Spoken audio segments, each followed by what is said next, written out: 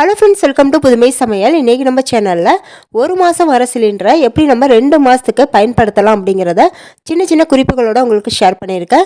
இது கூடவே கிச்சன் டிப்ஸும் வந்து உங்களுக்கு ஷேர் பண்ணியிருக்கேன். எல்லாமே உங்களுக்கு புதுசாகவும் பயனுள்ளதாகவும் இருக்கும். வீடியோவை ஸ்கிப் பண்ணாமல் பாருங்கள். ஓகே, வாங்க அந்த சூப்பரான வீடியோக்குள்ளே போய் பார்க்கலாம். நம்ம எல்லார் வீட்லேயும் கிச்சன் கவுண்டர் டாப்பில் கேஸ் ஸ்டவ்வுக்கு பக்கத்தில் இந்த மாதிரி ஒரு ஸ்டாண்ட் வச்சுருப்போங்க.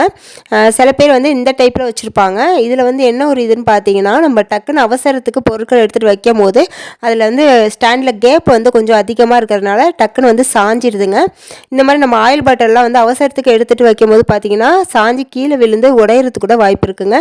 இந்த மாதிரி ஸ்டாண்ட் உங்கள் வீட்டில் இருந்துச்சு அப்படின்னா நான் சொல்கிற இந்த ஐடியா ட்ரை பண்ணுங்கள். ஒரு வேஸ்ட்டான கார்ட்போர்டை வந்து இந்த ஸ்டாண்ட் சைஸுக்கு வந்து கட் பண்ணிவிட்டு அதுக்கு மேலே வந்து ஏதாவது ஸ்டிக்கர் போட்டு ஒட்டிக்கலாம். வந்து வால் ஸ்டிக்கர் போட்டு ஒட்டியிருக்கேன். நீங்கள் வந்து கலர் பேப்பர் கூட போட்டு ஒட்டிக்கலாம். வால் ஸ்டிக்கர் இருந்தால் கண்டிப்பாக அது போட்டுக்கோங்க.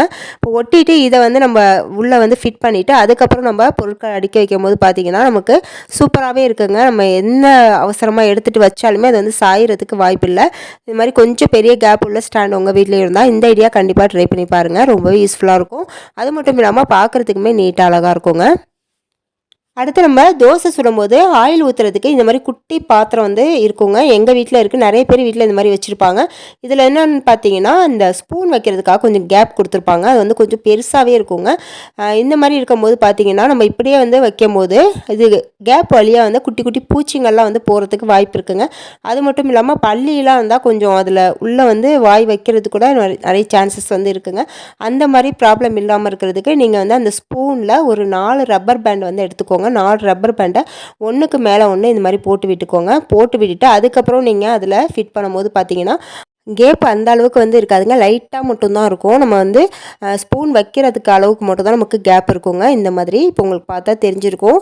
நீங்கள் எப்படி வந்து வச்சு யூஸ் பண்ணும்போது பார்த்தீங்கன்னா நமக்கு அந்த உள்ள சின்ன சின்ன பூச்சிகள் போகிறதுக்கு வந்து வாய்ப்பு இருக்காதுங்க. நமக்கு ரொம்பவே பயனுள்ளதாக இருக்கும் இந்த டிப்பு. அதே போல் நம்ம ஆயில் கேன் ஏதாவது வைக்கிறோம் அப்படின்னா நார்மலாக அப்படியே வைக்கும்போது பார்த்தீங்கன்னா அதுலேருந்து ஆயில் வழிஞ்சு ஃபுல்லாக அந்த இடமே ரொம்ப பிசு பிசுன்னு எண்ணெய் பிசுப்பாக ஆயிருங்க. அது இல்லாமல் இருக்கிறதுக்கு நீங்கள் ஏதாவது வேஸ்ட்டான மூடி ஒன்று எடுத்துக்கோங்க. நீங்கள் எந்த பாத்திரம் வைக்கிறீங்களோ அந்த பாத்திரத்துக்கு தகுந்த மாதிரி ஒரு மூடி எடுத்துகிட்டு அதுக்கு மேலே நீங்கள் இப்படி வைக்கும்போது பார்த்தீங்கன்னா ஆயில் வழிஞ்சாலுமே அந்த மூடியோட போயிருங்க. நம்ம எடுத்து வாஷ் பண்ணிவிட்டு மறுபடியும் வச்சுக்கலாம்.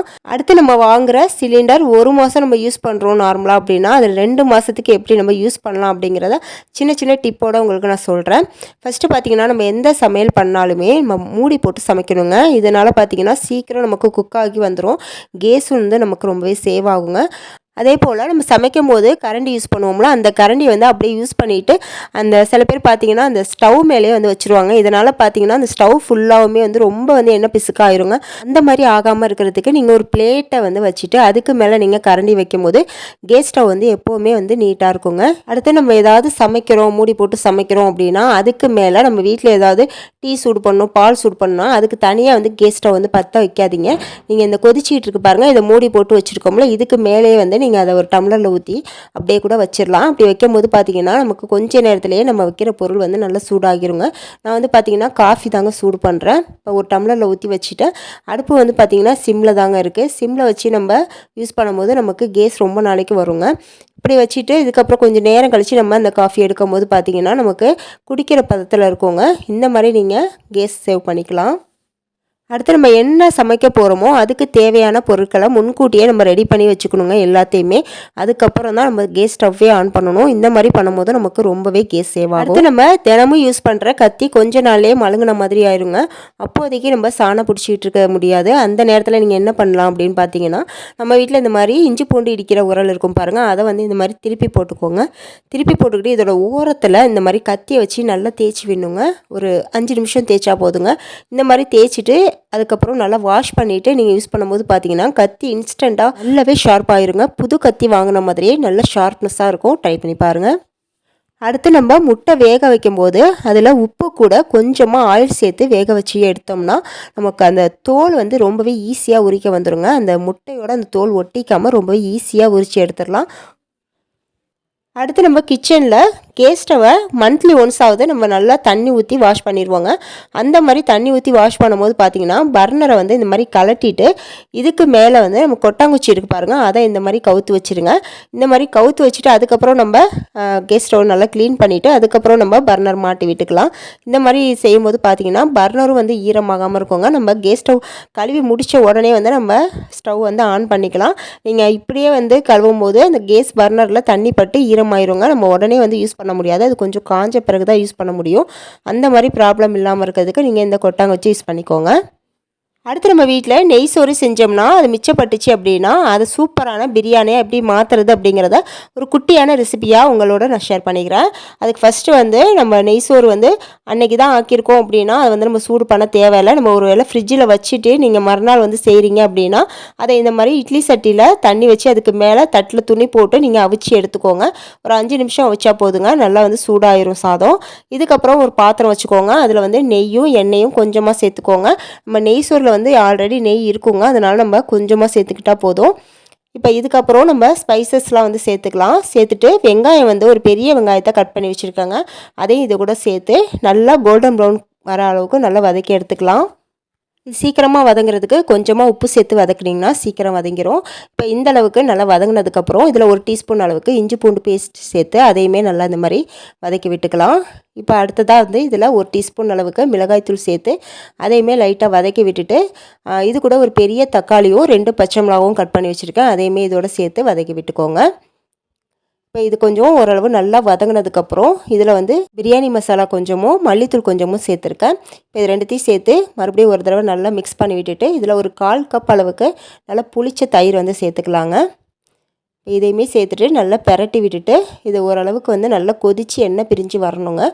அந்த அளவுக்கு நம்ம மீடியம் ஃப்ளேமில் வச்சு நல்லா கொதிக்க விட்டுக்கலாம்.